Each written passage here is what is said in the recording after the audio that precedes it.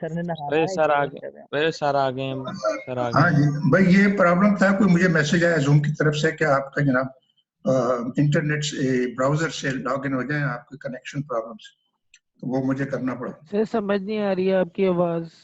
Yes sir, आपका voice बहुत lag कर रहा है सर, आपकी आवाज नहीं आ रही। ये भाई सिग्नल के प्रॉब्लम्स हैं, और ये आपको पता है कि पूरे पाकिस्तान में, पूरी दुनिया में चल रहा है, तो होना तो नहीं चाहिए। मैं तो 4G से लॉग इन हूँ। अब अपने अपनी डिवाइस, एक बात ये, इसमें कई कई फैक्टर्स हैं।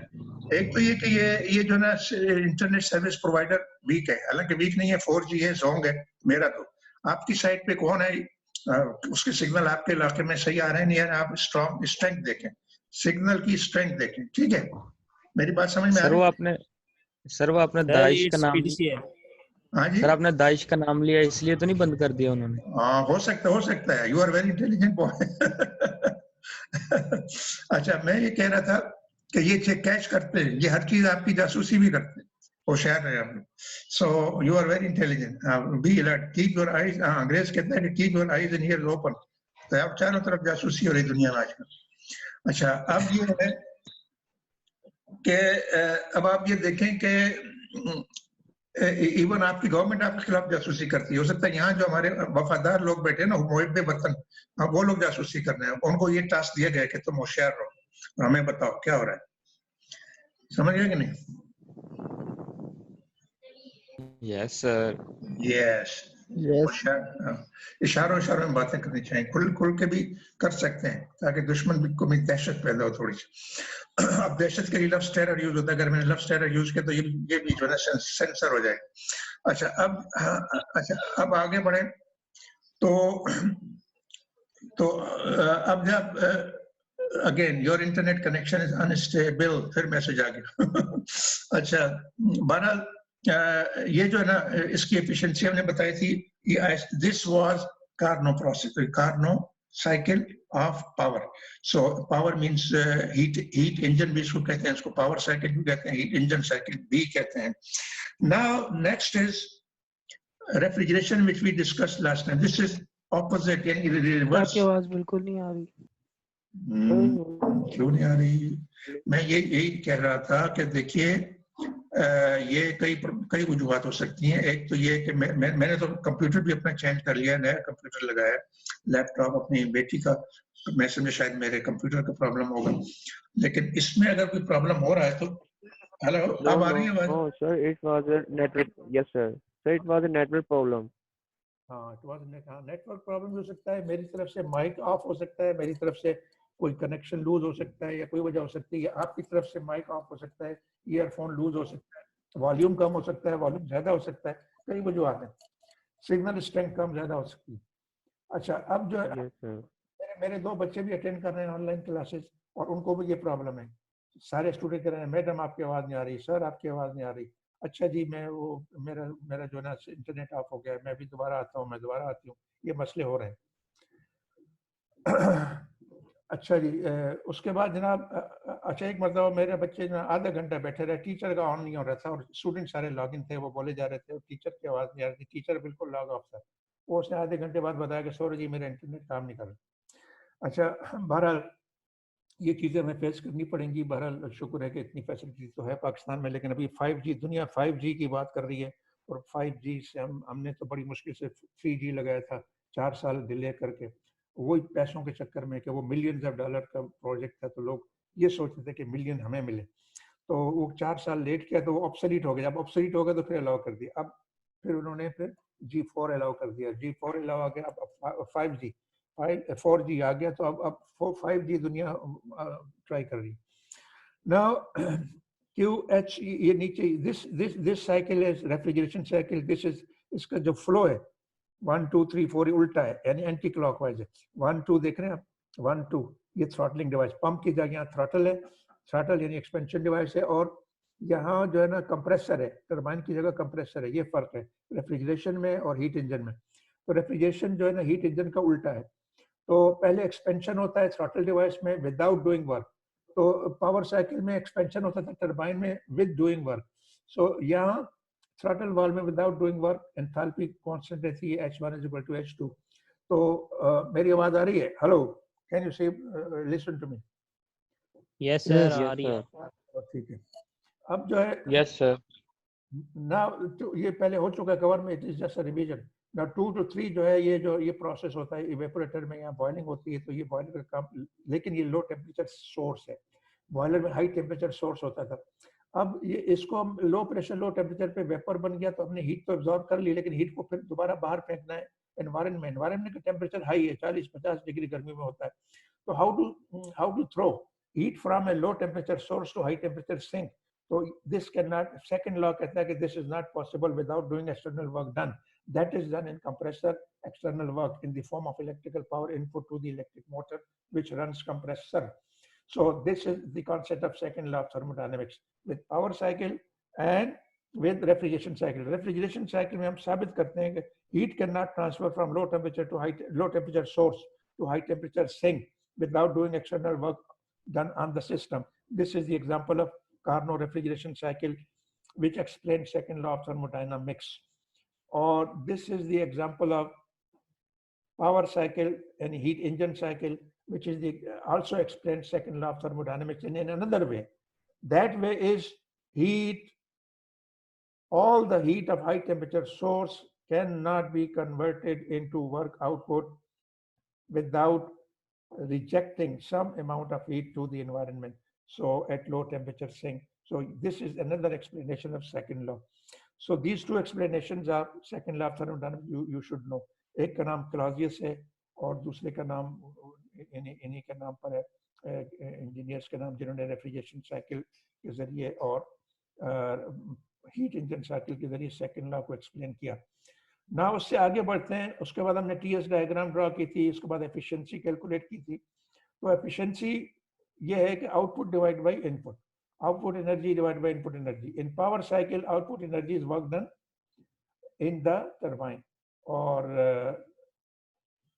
input is heat supplied to the boiler. So W out divided by Q in. So this is the efficiency of heat engine. और refrigeration में COP, coefficient of performance define किया जाता है। This is heat, क्योंकि जिस machine का काम heat लेना है और heat throw out करना है, तो उसको हम फिर heat की टर्म में एक्सप्लेन करते हैं कि QL, ये आप देखें इसका उलट है, वो जो अपना पावर साइकिल का यानी हीट इंजन का उलट है, वहाँ Q W net divided by QH था, यहाँ QL divided by W net है, इसको हम COP कहते हैं। R का मतलब रेफ्रिजरेशन, COP का मतलब कोएफिशिएंट ऑफ परफॉर्मेंस। और उसको टीएस डायग्राम पे हमने इस तरह ड्रॉ किया कि इसकी खाली डायरेक्शन ऑफ प्रोसेसेस उलट हो गई है, एंटी क्लॉकवाइज हो गई है। पावर साइकिल में क्लॉकवाइज थी, 1 2 3 4 इस तरह था, यहाँ 1 2 3 4 उलट, सो डायरेक्शन उलट है। तो इसमें सीओपी की डेफिनेशन और thermal efficiency of power plant की डेफिनेशन सिर्फ और सिर्फ टीएच और टीएल आता है। तो with the help of capital TH and capital TL we can define COP. ये फार्मूला लिखा आपके सामने। अब रेफ्रिजरेशन में एफिशिएंसी किसी और तरीके से एक्सप्लेन करते हैं, उसका फार्मूला आपके सामने। दिस इज ईटा रेफ का मतलब refrigeration cycle efficiency. COP of refrigeration cycle, COPR actual cycle divided by COPR Carnot cycle.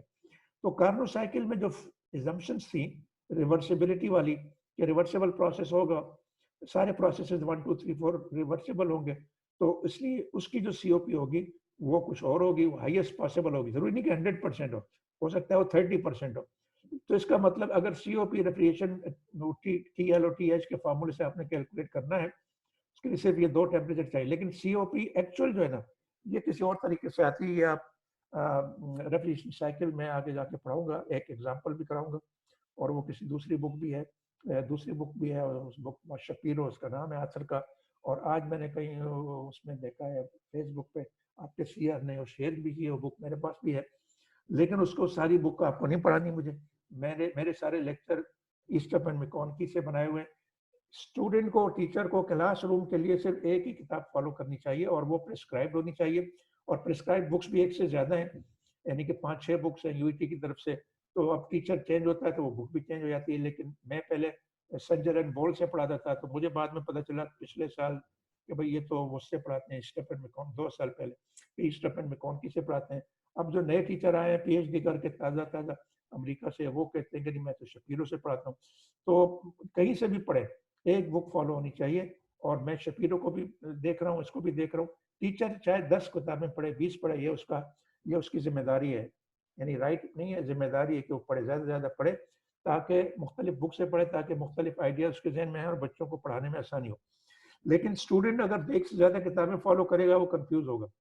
उसको सिर्फ एक ही किताब फॉलो करनी चाहिए जो टीचर करता है, या कुछ भी ना पढ़े सिर्फ। हमने तो भी लेक्चर मेरे, आप खुद देख रहे होंगे कि आप फैसला कर लें कि मेरे जो लेक्चर हैं वो बुक से बेहतर है, यानी बुक ही के हैं, लेकिन आपके लिए बुक से बेहतर इसलिए कि आपका वक्त बचेगा। सिर्फ वो पढ़ना है जो आपको पढ़ना है, जो नहीं पढ़ना वो बुक में है। अब बुक में तो हजारों चीजें हैं, वो एमएस लेवल की भी चीजें हैं, उसमें पीएचडी लेवल की भी चीजें हैं। तो आपको ना एमएस वाली चीजें पढ़नी है, ना पीएचडी वाली पढ़नी है, आपको अंडर ग्रेड वाली किताबें पढ़नी है, टॉपिक पढ़ने, और किस तरीके से पढ़ने वो टीचर को पता है, उसका एक्सपीरियंस है। तो अल्लाह के फजल से मेरा 25-30 साल का टीचिंग का एक्सपीरियंस है और 10-15 साल का इंडस्ट्री का एक्सपीरियंस है। तो मैं जो आपको पढ़ाऊंगा वो उसको फॉलो करना है आपको, ठीक है जी। अब अगर ओके सर। और अगर कोई एक्सीलेंट स्टूडेंट होते हैं, जब टाइम होता है, आजकल सेमेस्टर सिस्टम में टाइम नहीं होता। जब एनुअल सिस्टम था, मैं भी स्टूडेंट था 1975 का, टीचर कुछ भी नहीं पढ़ाता था। उसको तो बस अल्लाह माफ करे, टीचर की इज्जत करनी चाहिए, लेकिन मैं तो समझता हूँ कि मेरी कुछ पले नहीं पढ़ा कि उन्होंने क्या पढ़ाया क्या नहीं पढ़ाया। एनएडी में एक भी पीएचडी टीचर नहीं था, कैन यू इमेजिन, सब फ्रेश ग्रेजुएट थे।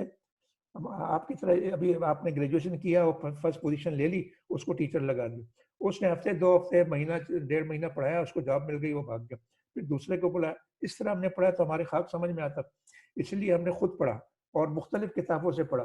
तो वो जो नॉलेज है उसमें आप हो सकता है नंबर न लें, लेकिन नॉलेज आपकी पक्की हो जाती है, वो टीचर से बेहतर हो जाती है, और वो सारी जिंदगी रहती है। जो स्टूडेंट खुद पढ़ता है, मुख्तलिफ किताबों से पढ़ता है, लेकिन उसकी गारंटी नहीं है कि आपको इम्तिहान में भी नंबर मिलेंगे। समझ गया? Yes, sir. Yes. तो इम्तिहान में नंबर लेना एक टेक्निक होती है। टेक्निक ये है कि आज जो टीचर को फॉलो करो, टीचर जो कहता है, क्योंकि उसी में से वो इम्तिहान लेगा, वही पढ़ाएगा, पेपर वही बनाएगा। आप वो बेशुमार चीज़ें पढ़ लेंगे, हो सकता है आपकी नॉलेज सारी क्लास से बेहतर हो, पूरे कॉलेज से बेहतर हो, सारे ग्रेजुएट से बेहतर हो, लेकिन इम्तिहान में चूंकि आपने उस चीज़ पे कंसंट्रेट नहीं किया जो टीचर पढ़ाना चाहता था, तो या जो इम्तिहान में आना था, तो वो फिर उस वक्त इम्तिहान में तो महदूद वक्त होता है और उसमें कवर करना होता है। ठीक है जी। तो अब जो है ना एक और अब अच्छा टाइम जो है ना, we are running out of time, तो मैं नेक्स्ट पेज जो है ना, नेक्स्ट टाइम वो प्रॉब्लम्स कुछ कराऊंगा इसी के। और आपको मैं जो in the mean time 1 minute बाकी है, तो मैं मुझे कोई जल्दी से बता दे कि आपने इंटरनेट पे एक्सेस कर लिया वो जो वीडियोस हैं, और इंटरनेट पे एक्सेस कर लिया, रेफरेंस मटेरियल है मेरे यस सर। असाइनमेंट किया है, Yes, sir.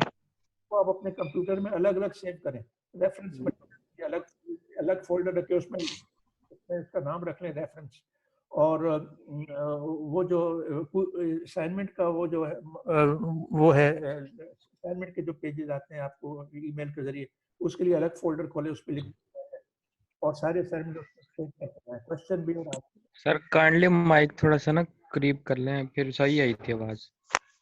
नहीं आ रही? हेलो जी अब सही आ गई है। तो मैं देखता हूँ क्यों नहीं आ रही कितने। हाँ चलिए, अभी टाइम नहीं है। सही है, अब सही थी, अब सही थी सर। जो वो मुंह सर ये से माइक आपने क्लोज किया ना, फिर सही थी। अच्छा, आप डिस्टर्ब ना करें, 1 मिनट रहेगा, अभी बंद हो जाएगा।